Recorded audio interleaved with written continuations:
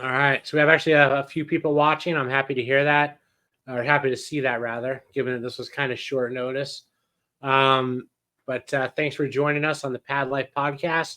For those that don't know, Tom Dykie has been in Pad Life and been carpet cleaning for, I think, around 10 years or so.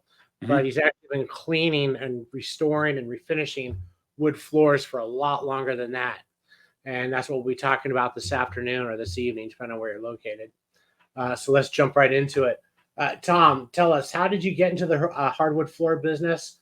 When did all this start? So I got out of college. I have a finance degree from LaSalle. I got out of college in 04. My father was in the building business. I worked for him for a little bit, and he wasn't busy enough to keep me busy. So we started looking for a business. I found a one-day refinishing franchise that I bought into. So that was in like 06. So it was about 18 years in the business now. Got into it then. I was just out of college, really 2 years out of college. Got in, and the rest is history. Here we are.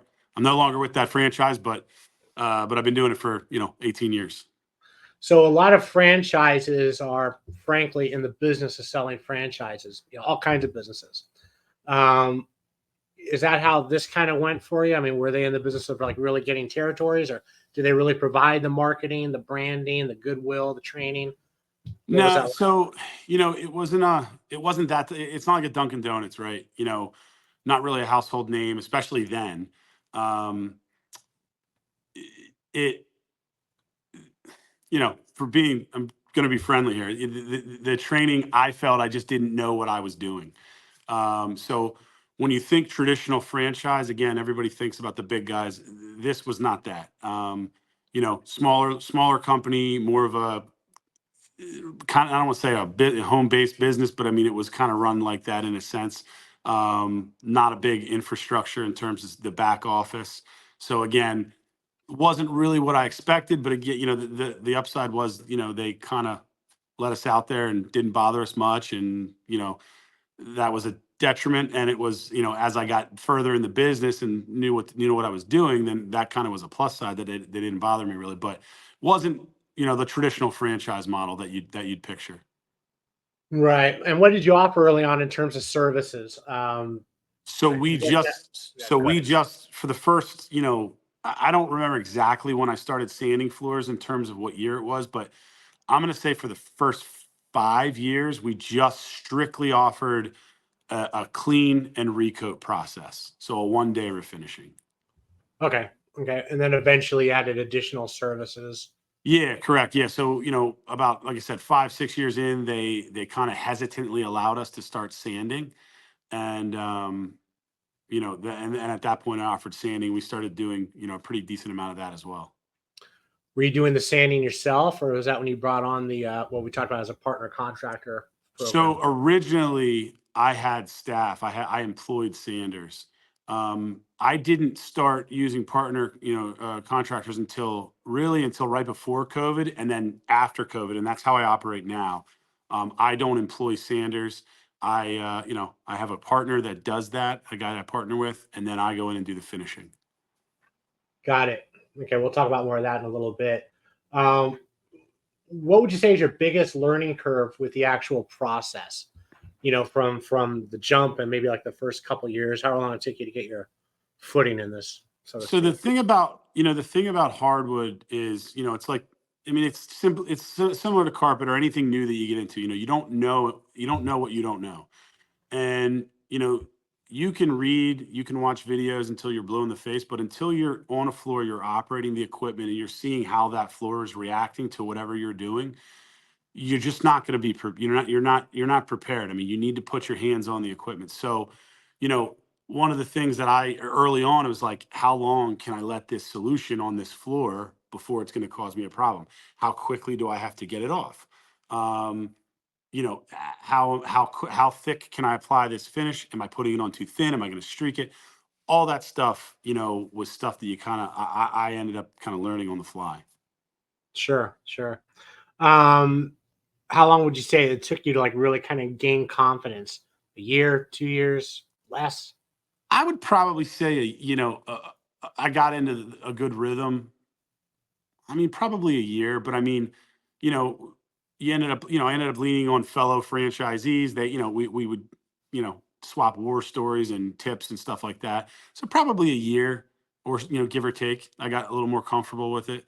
But again, you're always learning. So it's always, you're always learning, and there's something new on every job. That's the thing about wood, is every job's different. Right, right.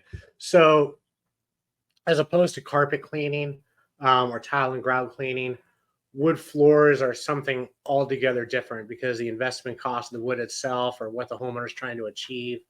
It's not something you can really quote over the phone. So what did you learn about that in terms of like how to market, how to quote, and how to sell the service?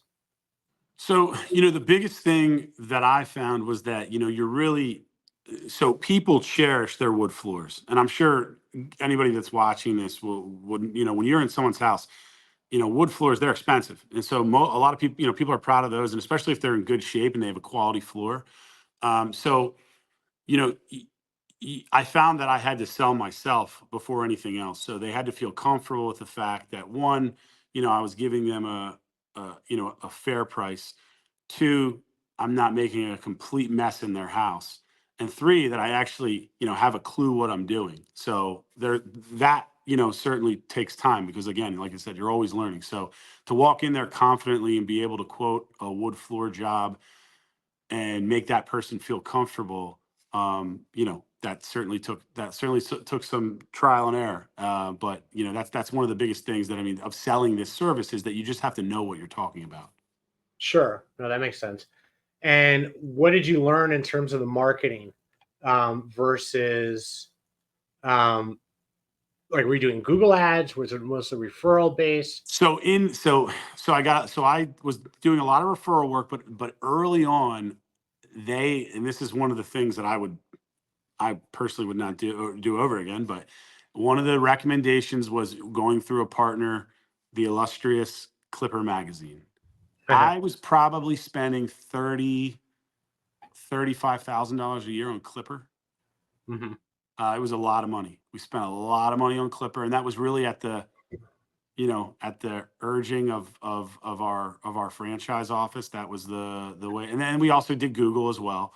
But early on, I mean, I got business from a lot of business from Clipper. But I mean, you know, the experience I had was that you get a certain type of client from Clipper. And looking back on it, maybe it fit that company. But you know, as we continued, we really got more heavier into Google.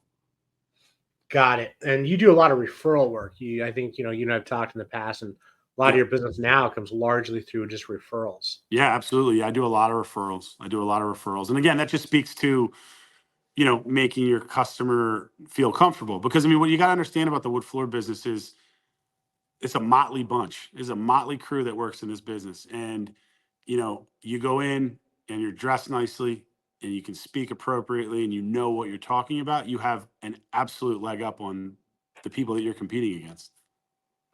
Yeah, no, absolutely. We're kind of in an evolving industry in cleaning, and I guess you would say the home service industry in general. Carpet's contracting a little bit. We're not seeing it as much as we used to. So people are now doing LVT, which is really the emerging surface. We're seeing a lot of people do stone, tile and grout, of course, but even beyond the floor, duct cleaning, showers, even exterior services.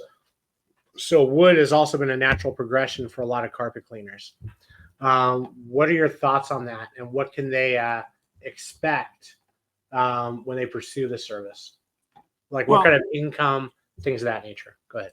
I mean, the average ticket on a wood floor job is, on a 1 day refinishing, is probably $1,800. I mean, the tickets are much higher. Now, again, this is, that's going to take you a couple hours. You're not in and out like a carpet job. But your average ticket is going to blow a carpet job out of the water more than not. I'm sure there's some guys in there that have high averages, but you're not going somewhere for $200. I mean, I don't do anything for just under $1,000 is my minimum. Got it. Okay, that makes sense. And typically Um, that $1,000 job, I have seen it. So like, I'm not going to walk in there and be bamboozled by some weird situation that's going to take me 2 days to do. Typically that $1,000 job is it's taking me a couple hours, not that long. Wow. Okay. And do customers kind of hold? I mean, this is more my own personal question here, because you've done both. You've done a ton of carpet, but you've especially done, like literally thousands of wood floor jobs. Do customers tend to hold wood floor work in a higher regard? Like, is there higher expectations versus Oh carpet? yeah. Oh yeah. I mean, they're spending that kind of money. And again, like it's not everybody, but most people look at their hardwood like, it's a real primo surface in their house. So they're trusting you with it. So yeah, absolutely. In my experience, having done both carpet and hardwood, yeah, carpets, hey, can you clean it? I just want it to look better. And I do get that with hardwood too, but a lot of time they're going to be a little more uh, watchful in terms of your results And and their what you can do for them. expectations? Yep. Got you. So Okay. that's where, setting yeah, that's like in the wood floor business, above all any business carpet, tile, setting the expectation in a wood floor scenario is paramount. Okay. Yeah, well, that makes sense. Um, for people starting up, people that might be interested in taking your Discover Wood Floor course, um, what would be your suggestion in terms of the services they offer? Um, I see people already that are doing cleaning. Um, what can you do with a wood floor, and what should they be doing? Well, I mean, so you can run the gamut with wood floors. I mean, you've got cleaning. That's the simplest form of treatment of maintenance for a wood floor. You can clean it. Um, then you've got screening recoats or 1-day recoats where you're going to go in and you're going to lightly abrade it. You're going to apply a coat or two, and you're going to be out the door. And then you got full sanding. Anybody that approaches me about getting into this business, I highly encourage them to get into 1-day recoats and the cleaning aspect of it. I don't encourage you to jump into full sanding. And it's just because there's such a learning curve. You know, Cleaning is here. You make that little jump, not a little jump, but you make a jump up to screening and recoating. The jump and I'm talking from a knowledge base, from a financial base, from screening and recoating up to full sanding, worlds of difference. So although I highly recommend you learn the trade of wood floor finishing from every aspect, I don't recommend that you try to go and become a floor sander. I think that it's not that it can't be done. There's a lot of handy guys out there, but it's guys and girls. But again, I think there's a world of difference between jumping from 1-day recoats to full refinishing. And there are a lot of people out there that are doing full sanding as a sub, correct? I mean, is that somewhat prevalent? Yeah, so yeah, absolutely. Yeah, there's guys like, my sub, my partner contractor, he only works. He doesn't get his own jobs. He only works for guys like me. So he'll go in and do a job start to finish for me if I want him to. Typically the way I do it, he sands and stains it. I go in and I seal it because there's great margins in it. Um, but for other guys, he does the whole thing. He just and I've had him do that too. Like I don't like to apply oil. It stinks. I don't like oil-based finishes. So if I get a client that I think one, their floor needs oil, or two, they want oil, I'll just have him do the whole thing. We just did one a couple months ago. We did a big job in Philadelphia, and he did the whole thing. And it was all I did was show up and do the estimate and do a walkthrough at the end. Oh, okay. Shane Hennigar has a question. Where can we where can the training for the beginners hands on? So that would be at your Discover Wood Floor, which we'll take a tour Yep. of in a few minutes. So Yep. You're stay looking tuned at for that, behind Shane. me Yeah, here. we'll be taking a look, right?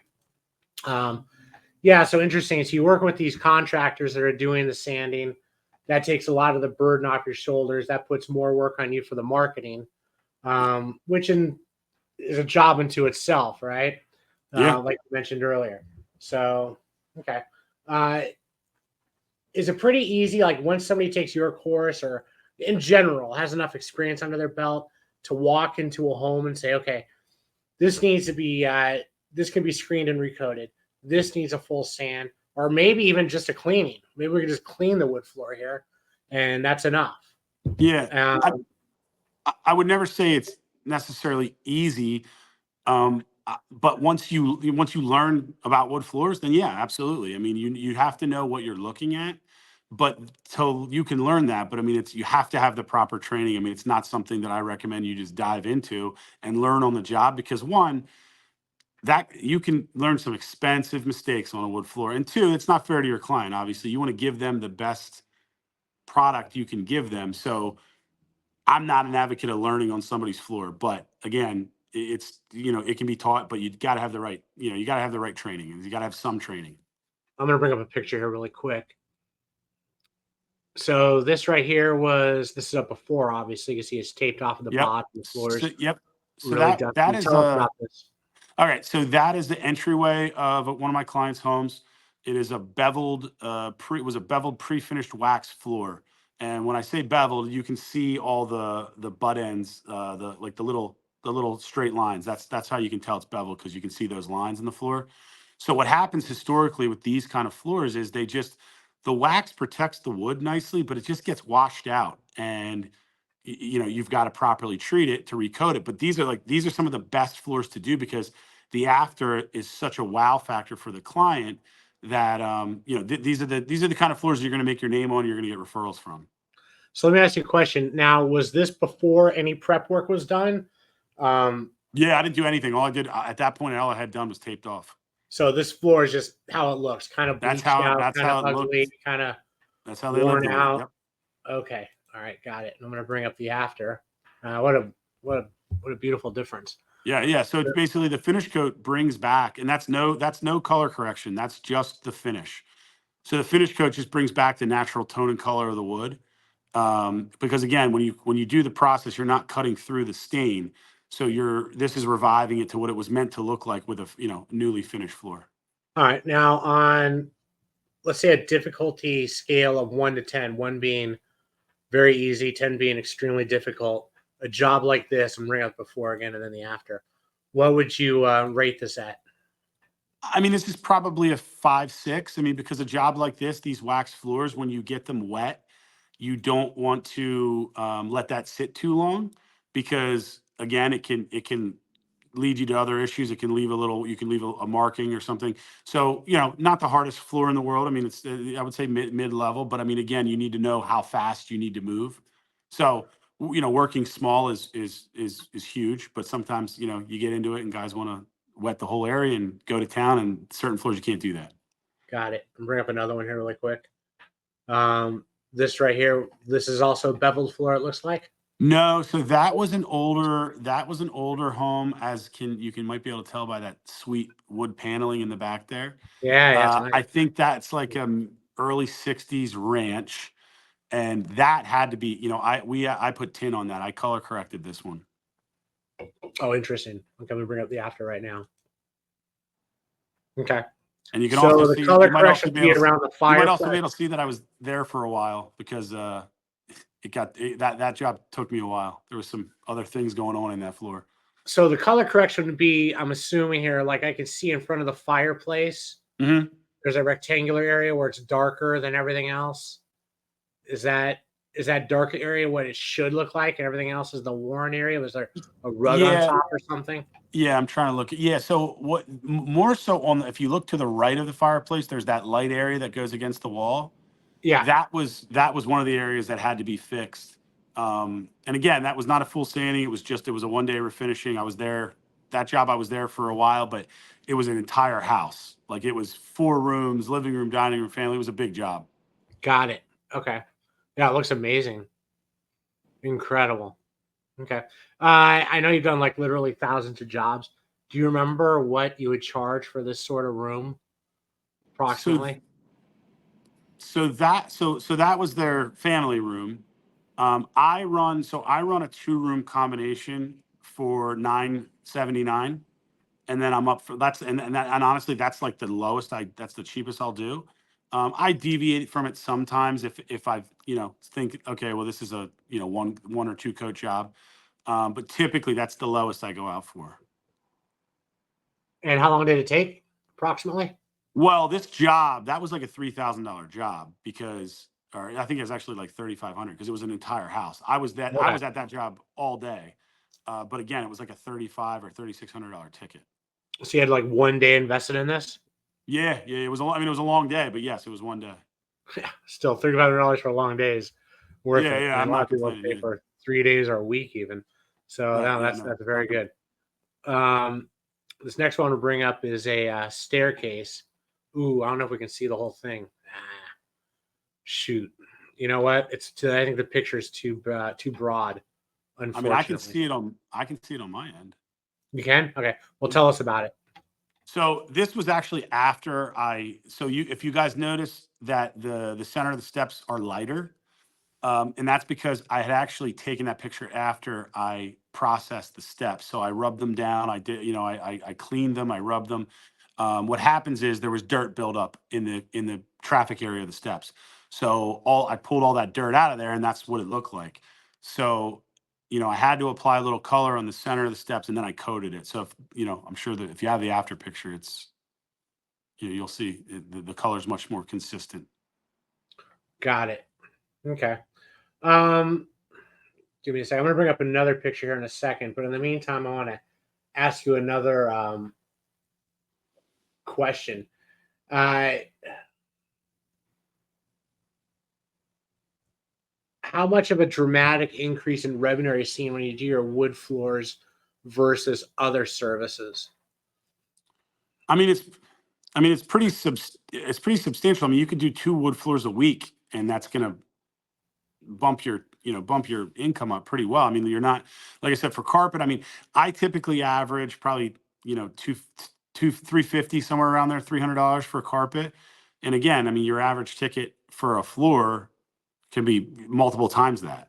So you're doing that on one stop. So I mean, pretty dramatically. If you're gonna add this service, which whether you train with me or somebody else, get the training. But wood flooring is absolutely 1 day refinishing is a no brainer to get into.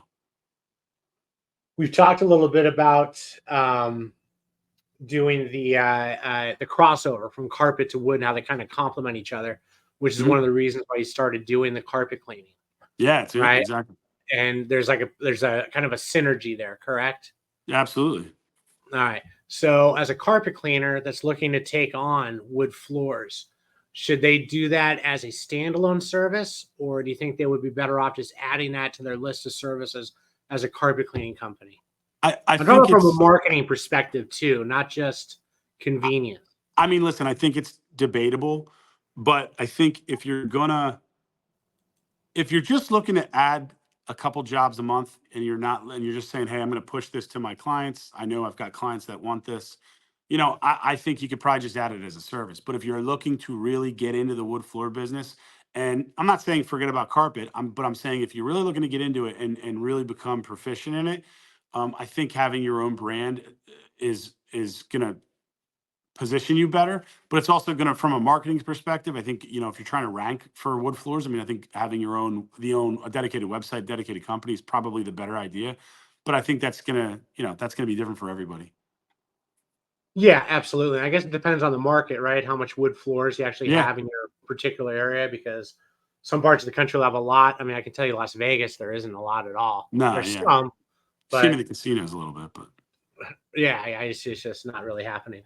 I think we have a couple more questions here. Let me take a look really quick. One moment. While I bring that up. All right. Bonnie, when you apply color, is it stain or is it a tint that you add to the finish? so you can do both. Okay. Color correction by and large is going to be a dye. It's a dye that you would add to the finish, and it's great stuff. But there are also situations where once you get done the initial process, that you're down to bare wood because somebody walked on a floor for years. They wore the finish out. They got dirt in there. You clean it out, and all of a sudden, surprise, there's no color there. So there are situations where you can add like an oil-based stain to a wear area, and that's going to be the easier option. But in a sense where you want to apply a full color coat and a full color correction, that's going to be a dye that's dropped into the finish. Got it. Okay, that makes sense. Bring up another question here really quick. Brian Bartmus. How do you handle scratches, gouges, etc.? And that's something I was actually going to bring up next. Talk about the putty and the wax and all Yes. that. So scratches, that's where if they're very if they're deep, and if the client wants them to go away, that is when you have to sand. But surface scratches, light scratches, you can improve because a lot of times the finish is going to bring the color back in the scratch, which will make it much less noticeable. So that's going to play in again to their expectation. Um, but knowing how aggressive you can get on the floor, so going through different grits or different pads is going to help you with scratches. Now, gouges are a different story.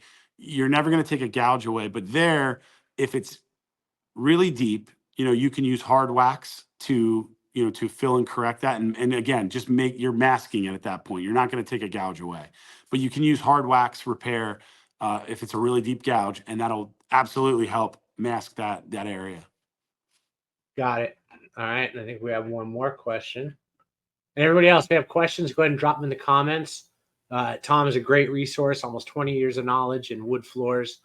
He can definitely help you out here. My question was directed more for the stairs, where you can see some of the stain is gone. Would you use a stain or would you use a tint in the finish? So I don't know, Damon, do you have an after of that set of steps? I'll have to look for it. I see Okay. the picture you thought was like all one. I'll look. Go ahead and keep going. So okay, so that particular job, and this goes again where you have to have the right training, but like a job like that where you notice that set of steps was lighter. When you have a lighter set of steps, you can get away with you can get they're a little easier. You can get away with a little more. So in that instance, I restained it. So I took an oil-based Duracell stain that matched up to that color, and I stained those wear areas, and that brought the color back pretty nicely. And again, if we don't have the after, if you I'm gonna look for it right now. Give me just a well, if they moment. don't have it, I can message you the after. It brought the color back great. So basically, I stained it. I think I put now that one was a year or so ago. I believe I actually then sealed it in with shellac because you got to remember that stain is now unsealed. I sealed it in with some clear shellac, which dries really quickly, and then I went and then I coated the rest of it. I found it. Give me just a moment. I'll bring it Okay. up. Are stairs like one of the bigger challenges you face? By the way, is that like always a Yeah, struggle? so Or with steps, you're doing them by hand, and you have to know, when you're rubbing a set of steps down, the nosings can be tricky because you can't get too aggressive because you can pull color off the nosing.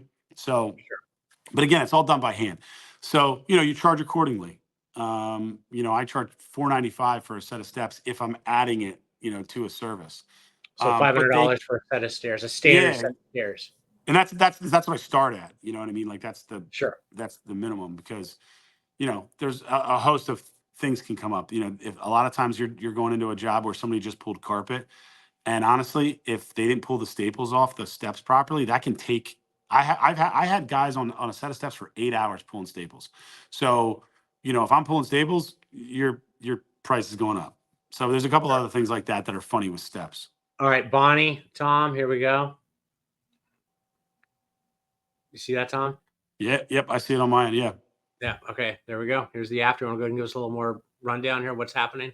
Yeah, so they wanted. So again, the after is basically you can see I color corrected the treads, which is the part you step on. Obviously, you guys know that. So color corrected that.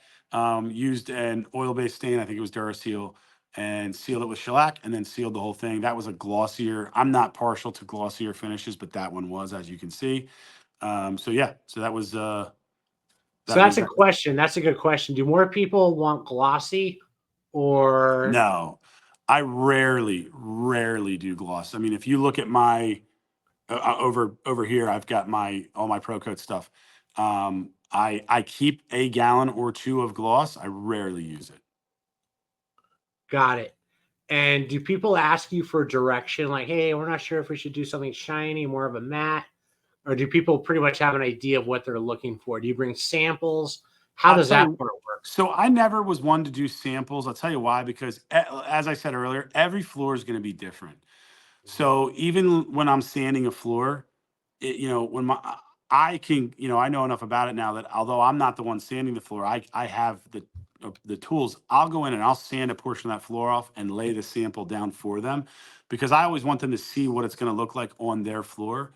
In terms of sheen, I have done sample boards, but I don't do it regularly. Most people trust me and they kind of go with what I guide them.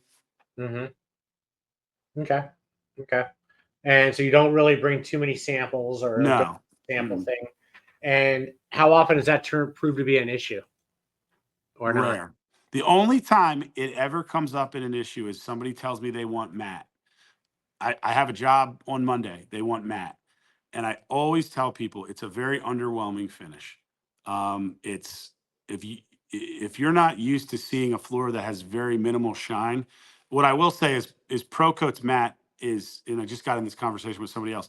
Pro Coat's matte finish is shinier. It's a little shinier than I'm used to, but it can sometimes be underwhelming. That's the only time I've ever had someone, say, "Hey, I like the look of it, but it's not, it's very underwhelming." And I say, "Well, you picked matte." And again, I'll go in and coat it, but Sure. that's the only real time I've ever had that issue. Okay. I'm going to bring up another question from Shane. Shane's a great guy. He's in Iowa, if I'm not mistaken. And anybody else, if you have questions, feel free to drop them. Tom will answer them for you. From Shane, been a carpet cleaner for 6 years. I have a huge amount of clients that have wood floors. Would you separate the carpet cleaning company and create a wood floor company? We kind of talked about that earlier, but let's go ahead and Yeah, cover that again. yeah, Shane. I mean, that's going to be, that's something that you're going to have to feel out. I mean, I would say that if, and again, I said it earlier, I would 100%, if you're stepping over wood floors at any of your jobs, you need to offer wood floors. I would say that if it's something that you want to get a couple jobs under your belt before you make that decision, it's probably not a bad idea. But I think ultimately with wood floors, what I always told my clients is, listen, you got someone coming in to handle your wood floors. You want to know that they know what they're doing. They're doing wood floors often. That's what their specialty is. So to that point, I would probably lean towards branding it differently than your carpet cleaning business, but you could tie them together in a sense, but having a separate brand. That's probably what I would recommend. But I don't think you necessarily need to do that right off the jump. But ultimately, long term, I think you're going to find that when you get into hardwood floors, um, it's a little different than carpet. The tickets are higher. I think you'll find that it's probably something you'll continue to dive deeper into. So to that, I would say a separate brand ultimately probably be the best bet. All right, we have another question from Bonnie. It's actually a very good question. I think you talked about this in the class. It's like one of the reasons why people should go to Discover Hardwood. Sun fading is a big issue. Is that always going to be a sand and refinish? So it's most of the time, yeah. I mean, if you've got a pre-finished floor, which there's a lot of pre-finished floors out there in North America, a lot of these track developments have all pre-finished. If you've got severe sun damage, severe UV damage around an area rug where you pull that area rug back and it looks like it's still there, like there's a dark patch what the wood floor should look like, and then all around it is faded. That's going to be hard to color correct, but there are absolutely instances where you run into a client that does not want to sand. I mean, I've had clients that are adamant about not sanding, and even easy jobs where I'm like, listen, we can I'll give you a clean guarantee. You're not going to have any mess. You're going to have a little inconvenience, but that's it. And they're adamant against it. You can still, with color correction on some faded floors, you can absolutely improve them. So it really depends on the level of sun fade, the level of UV damage that's there, and the type of floor that it is. Got it. Brian has a very good question we'll get into in a second. But before we do, I want to bring up these last two pictures. And this is actually of a color correction. This is like really like I think demonstrates the value of color correction and knowledge and where it really comes in handy. So that's this one here. Do you remember this job by any chance? A funny story about this job is I'm doing work for these people. This is like it's an old estate, and these people have it's an endowment now, or some kind of, it's a trust or something. I can't remember what exactly it is, but it's an old estate that they have gardens all everywhere. So people go to this place to tour the grounds and the gardens. So I'm actually doing another floor for these people 2 weeks from now. But this was actually a newer part. It was a newer floor that they'd put in, and they were putting something on the floor. You can see where the area rug was, and it looks nice under the area rug. You can see that dark line.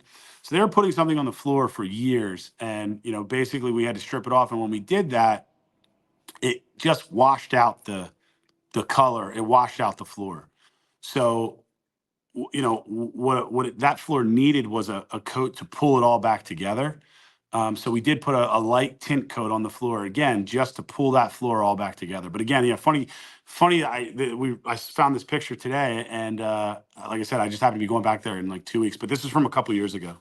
Yeah, it looks amazing. I mean, you see here in the after picture, I mean, it's where you did your color corrections indistinguishable from the rest of the floor. It's really amazing. They were thrilled. This really turned out. And there was a hallway. It was a challenging coat because there was a long hallway that ran from the kitchen area back through some of the because it's a house, but they use this for their offices. Got it. But it turned out great. Yeah, it turned out great. And this was an instance I didn't have to color correct it. It wasn't a extreme color correction, but there's going to be times where you buff the floor and you just wash it out. Where like a clear coat, it'll look better, but it's just not going to look as good as it could. And that is where training comes in, where you can identify like, okay, I could add a little tint to this and pull this thing and make this look awesome, as opposed to just making it look okay. Sure, absolutely. So why don't you take us on a tour? Well, actually, before you do that, tell us about Discover Hardwood. And you've already had a class that went over extremely well. You sold out your second class. I think you mentioned the other day on the phone that your third class is almost sold. It's pretty amazing. And we'll get to Brian Bartmus's question here in a minute before we do the tour. But tell us about Discover Hardwood Floor and what people, basically tell us what you're doing with it. Well, I mean, I got into this because, again, as I said earlier, I did not feel like I had the greatest training, and I learned a lot on the fly. And let me say that regardless of the training that you get, you're gonna learn. You're not gonna learn everything. You're gonna learn a lot on the job, and I think that's with anything. But I didn't have the greatest training. They essentially kind of took us out on a couple jobs, but they were paid jobs, right? So they had to get those jobs done. So, you know, every job I went on, they ran into an issue, which could have been a great learning moment, but it wasn't, because the techs that I was training under were scrambling to get these jobs done. So, and I didn't have any knowledge of wood floors. I got out of there and I knew nothing about wood floors. So I knew nothing about sanding. So I'm a firm believer that you have to know about all things wood floors. You need to know how to identify the type of wood that you're on. And that doesn't necessarily mean that that's going to greatly impact your process, but it speaks to you being the professional. And there are things that that the type of wood that you're on is going to impact how you treat it. So I think you need to know species of wood, the type of floor that you're on, whether it's a pre-finished or a site finished floor or an engineered floor or a hand scraped floor. Those are all things that you need to know. And the other thing is you need to know how to sand a floor. I don't mean that you need to physically go sand a floor, but you need to have an idea of what your competition's doing, because you can then properly speak on the process or the pitfalls of, again, your competitor, the service they're offering. And the bigger thing is the hands-on. I think that, when you're talking about recoating a floor, to step up from cleaning, you're then going to a pad where you're scrubbing that floor and then applying a finish. Okay. Well, to step up from there, you're then going into what's actually referred to as a screen and recoat, where you're actually running a dry abrasive on that floor. And you need to know what it feels like to screen a floor. You need to know what it looks like when you run a certain grit over a floor, and you need to know what it looks like when you're getting too aggressive. And more importantly, if you do get too aggressive, because it's going to happen. I did it a month ago, and I've been doing this forever. You need to know how to fix it. And I just feel that the best way to practice that is right back here. You can mess this floor up. I'm not a homeowner. You're not practicing on my floor. Yeah. We can sand this floor like we did 3 days ago from the last class. I resanded some of the boards and You we're built starting out fresh. several hundred square feet back there, correct? Yeah. Yep. Let's go on a tour right now. Let's take a look. All Can right, you? Damon, can I flip the camera around I or do hope I so. just, what'd you say? I said I hope so. This will be a first. I've never tried it. All right, hold on. All right. Well, I'm just gonna. All right, so I'm just gonna That do it works. this way. All right. Well, I'll start you in the front here. So first, that's just some of my equipment. This is the classroom area. Excuse me, I just got a delivery from ProCoat, so it's on the desk here. You can see I store all my stuff over here. All my ProCoat stuff's right here. And then that's my carpet company. My girlfriend got me that. And then, like I said, this is the classroom. And then over here, this is the boards. These, we've got a selection of different species of wood. Because again, I think it's important that you are able to identify the kind of floor that you're standing on. Um, Again, most of the country has a couple different species. You don't have to know everything. But like I said, we have site finished wood, we've got pre-finished engineered, and then we've got, oak, white oak, red oak, we've got hand scraped maple. I was telling the guys in the class before that, refinishers don't like to sand maple because it gets blotchy. Well, we sanded this. This is hand scraped, but it's flat now because we sanded it. But it's maple. And you can see how blotchy it is compared to the other side, which was pre-finished oak, which again, we sanded it down. So now it's it's all site finished, except I think for this this. is really important because you're basically, you have to go into too much detail right now, but you're instilling the confidence needed for somebody to walk into a job and know what they're talking about. Yeah, and I mean, and again, not to be redundant, but that's the biggest thing is that you want to leave and you want to be the pro, right? So with wood floors, again, people care for these things a lot more than a lot of other surfaces in their house. And I see some steps back there. Oh yeah. So what am I doing? Right. So we've got steps over here. I've got two sets of steps that we use for practicing on steps. Just like I said, sometimes you can rub those down a little too hard, and you need to know how to do that. And this we have our hard wax repair. So that's what I was going to ask you about next.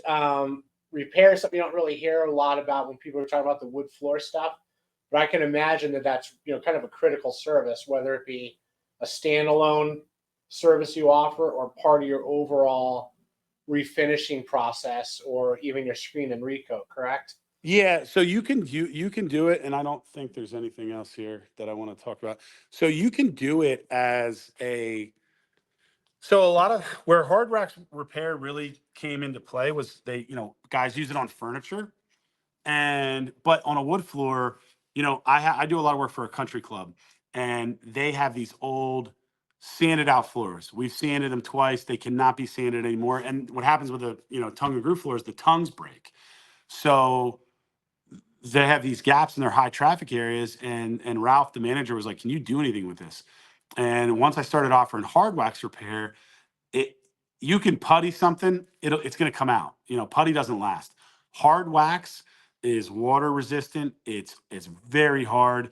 You melt that stuff in there, and it looks. And the other thing too is it's a kind of a dynamic product. You can draw grain on it, but you could do that feasibly in a situation where you're cleaning carpet, you're walking across their hardwood, and you're like, hey, you have a tongue pop, or you have a really gouged area here. I can fix that. So you could absolutely charge to do that. Is that something I think you're gonna offer as it's gonna be a full-time standalone service? No, but it's a skill, and it's something that you absolutely could upsell a client on. So especially when, I mean, it's a skill using it in when you're refinishing, but even outside of that, even if you just do carpet, it's an absolute tool that you could have in your van. Now, wax repair is actually, you show those boards over there, but to be clear, that's actually part of your course as well, correct? Oh yeah, 100%. Yep. Yeah, actually, you can't really see it. And Damon, I'm sorry that I'm not seeing a Yeah, I function don't know to if you can flip. do a switch on StreamYard. Yeah, I can't. But Kyle, from Kyle in my last class, did an awesome wax repair. I told him I got to send him a picture, but you really like the theory in wood floors, or the thought in wood floors, is that if you can't see something, the standard, I should say, if you can't see something 6 feet up, 6 feet out, that it's acceptable repair. Kyle did a repair that, like, you can't see it from 3 feet away. I mean, he did, because you got to understand, like, those boards are up on a table, so you're looking right at them.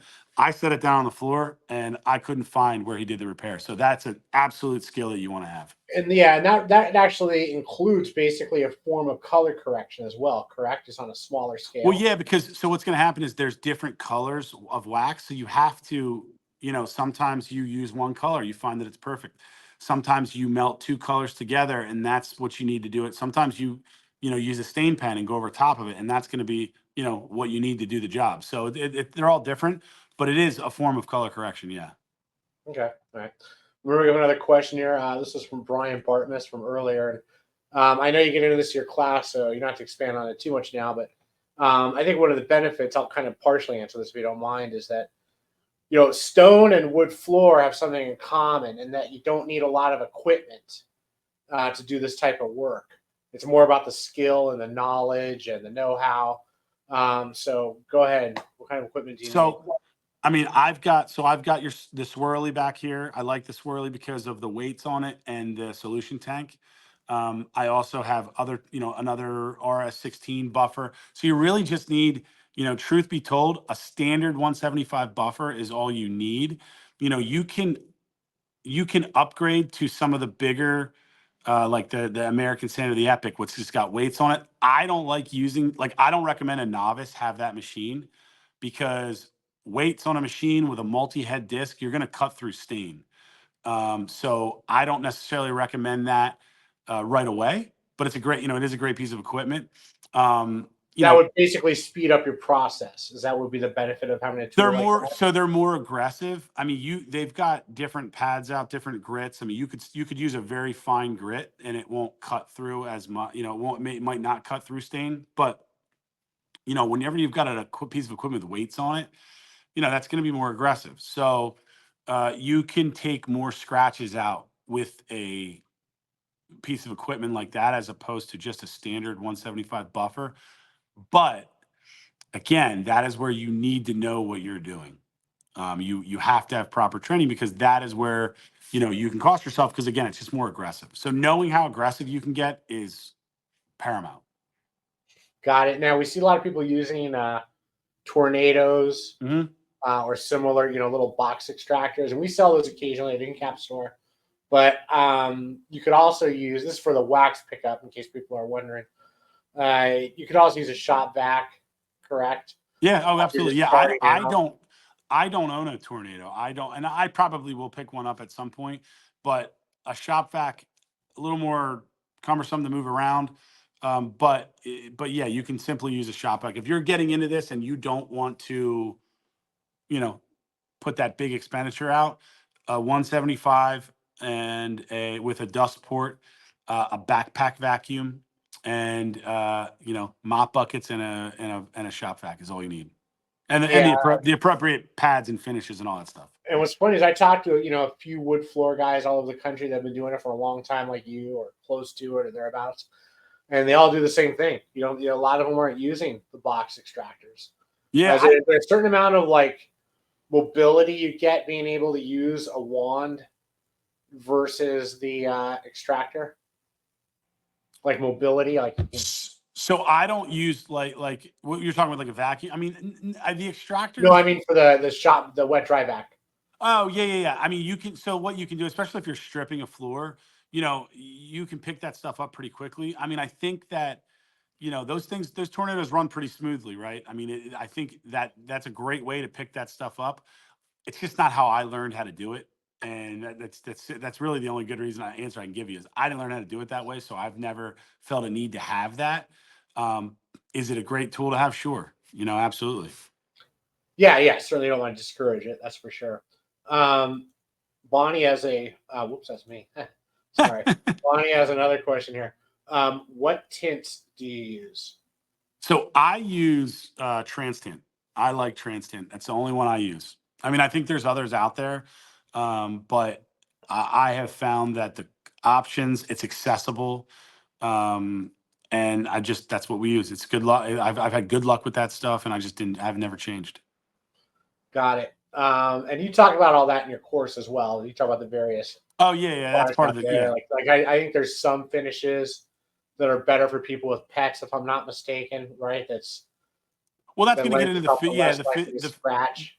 yeah, But that gets in. So that gets into the the nitty gritty of it is, yeah, there's going to be some finishes that you want to use if they've got big pets or big dogs, big, with nails, a lot, even kids. If it's a commercial setting, there's different finishes that I recommend. I mean, I'm a big advocate of Pro Coat. They've been very supportive of me, and I've used their stuff, and so I like their stuff, but all their products are good. So, any of they them you'd get, be, don't you give your students or your attendees free sampling of Pro Coat? yeah, Not more yeah. than a So, sampling, actually. It's actually enough to do a job or something. yeah, so Austin and Steve, when I told them I was doing this, they, I talked to them, and they're giving every Discover student who calls Pro Coat and orders this, they're giving a welcome pack, and the welcome pack is 2 gallons of their Paragon finish, which is what I use mostly. I like that finish. And then a gallon of clean and prep and a gallon of dissolve. So dissolve being the like if your client has wax on their floor. Okay. Shane has another question. In my grandma's home, her wood floor has the wood grain in different direction to make the floor design in her floor. How difficult is that to screen and recoat? So it sounds like So she has some sort of unique. it's it's either parquet or herringbone, or sometimes what they do is in older homes they'll literally like frame out the room one way, and then in the middle of the, like, where like a picture would be, they have it going, horizontal. So they might picture frame it, and then it's not any harder, honestly. You Again, the biggest thing and this is in any floor, is knowing how aggressive to get. But no, when you coat those, most of these finishes, you can just coat one direction and they'll lay down. Got it. Bonnie has another great question here, and that's what are your thoughts on UV cure? I, I think it's a great, if you get in the business and you've been in it for a bit, I think it's a great option. I have never had a client ask for it, but I also don't sell it, so that, I don't offer it. Do I think that if I snapped my fingers and somebody gave me a UV curing system, I would be stoked about that? I've been doing this for 18 years. It's a $12,000 investment. Do I think long term that's a good investment? Sure. I mean, 12 grand, it's a good amount of money, but I mean, can you make it back in this business? Sure. Do I think that I'm a huge advocate of saying, hey, you need this? I don't think so. I think, again, it's one of those things where, as you get into the business, as you feel your way around, if that's where you feel that it's the direction you're going in, where you want to offer a service like that, and you're in a higher end market that you can get the extra $1.50 a square foot to do that, go for it. UV curing isn't new, right? It's been around for quite a bit of time, as far as I Well, know. yeah. So a lot of the pre-finished floors are UV cured, but they're done, obviously, in a factory, in a controlled setting. But Pro Coat's been pretty big over the last, I'm going to say, 2-3 years, at kind of the driving force that I know of behind UV curing with, in our business. So they have their coat, Rad Coat, I believe it's called. Um, but I have never done it. I don't use it. I don't think it's necessary. But it's certainly a cool thing to offer your clients. I mean, for people that have pets and a busy household, to offer a cure, that same day.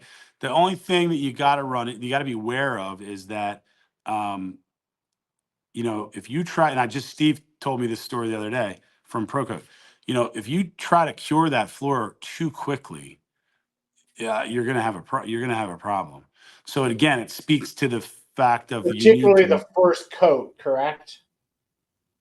No, it's the last coat you. Okay, because I had thought that it was the first coat. If that doesn't cure, if that doesn't get enough dry time, and then you UV, something Well, like that how it's going can to affect. Yeah, go ahead. Yeah, no, that can. So yeah, so if you don't let your first coat dry enough, then your next coats aren't gonna dry. They're not gonna dry properly because you're trapping moisture in between the two coats. And you're sealing it basically with the UV cure on top. Yeah, so that can cause a problem. It can make the finish cloudy.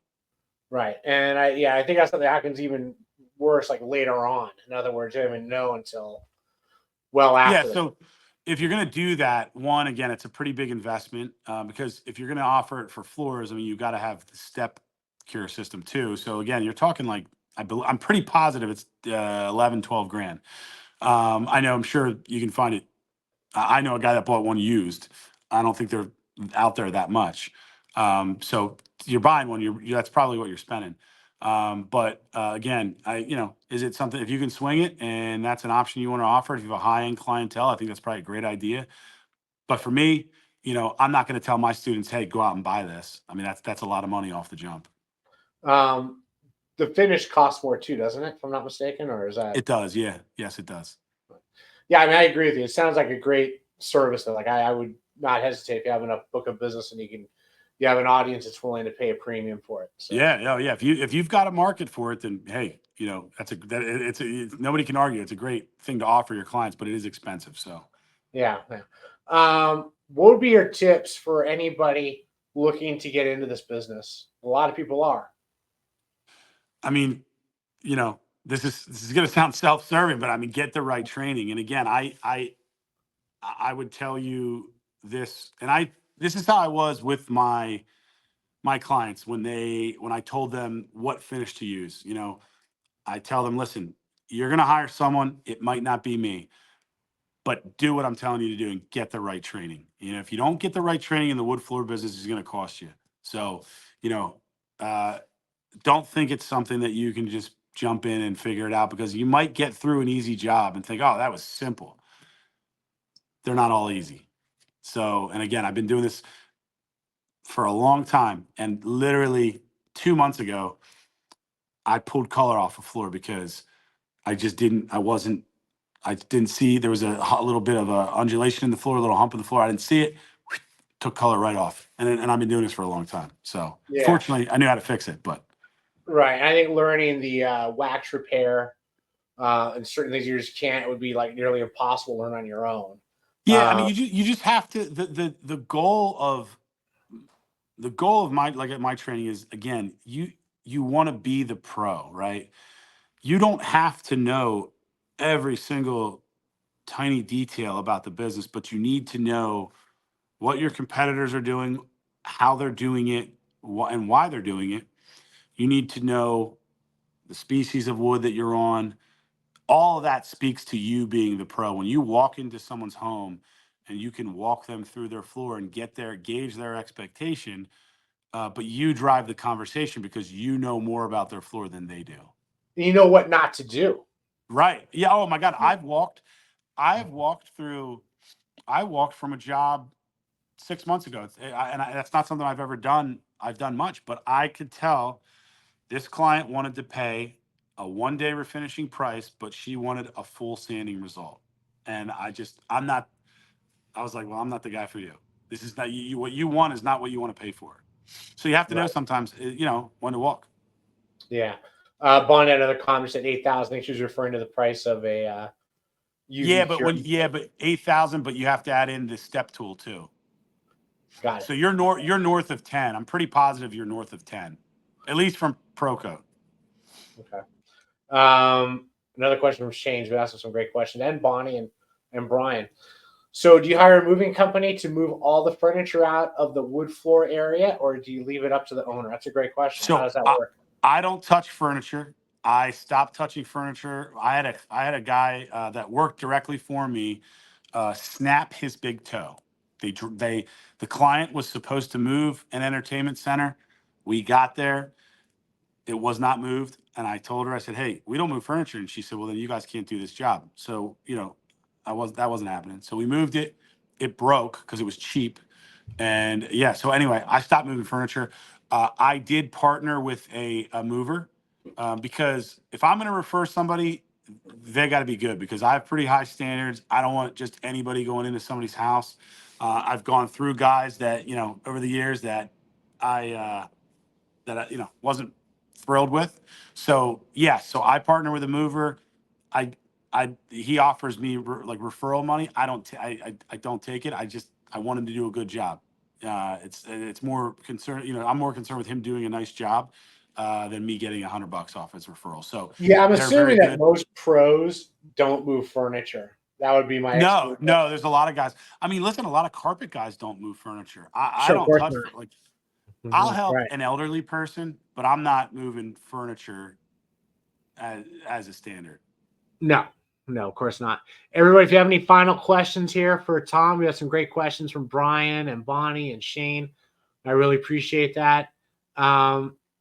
Any other questions before we wrap this up? Tom, when is well, actually, I'll bring this up again. If they want to find out more about your course, it's 2 days, correct? Yeah, 2 days. Wood floor, go to woodfloorbiz.com, as you see there. 2-day class, hands-on. First day is a lot of, I would say more, excuse the sound, by the way, there's a train going by. First day is more classroom stuff. Second day is pretty much all hands-on. So again, I really, I have a lot to offer. I've been doing this for a very long time. There's an online element to our group as well. There's a private Facebook group. So all the content that you learn here will be on the private group, because I'm going to break it all down in digestible video segments. So even if it's something that I'm always inclined to tell you to come in hands-on. You're not going to get the full effect if you do it online, but I can also help you if you just want to do online stuff. But anybody that buys into my group that wants to come, they have an open ticket. So you want to come here at your leisure, by all means, you're welcome anytime. But you're going to also be a part of the online group too. That's awesome. So once again, everybody, learn more at woodfloorbiz.com. Tom, thanks for joining us. Thanks for all those. We actually had everybody. This number stayed consistently the same, so I think people really enjoyed the interview and learned a lot. Good. I'm assuming, and I'm glad I didn't we bore didn't anybody. even see a drop off. I mean, that's pretty impressive. I feel good about it. That's great. I can't see how many people are in here, but Yeah, we've had a few. We have a good number, and right. especially for short notice, was not like 2 hours ago. Yeah. And this will be out on YouTube, so people will be watching this. So thanks again, Tom. Learn more at woodfloorbiz.com. And everybody, thanks for watching. We'll talk soon. Goodbye. All right. Thanks, Damon. See you, everybody.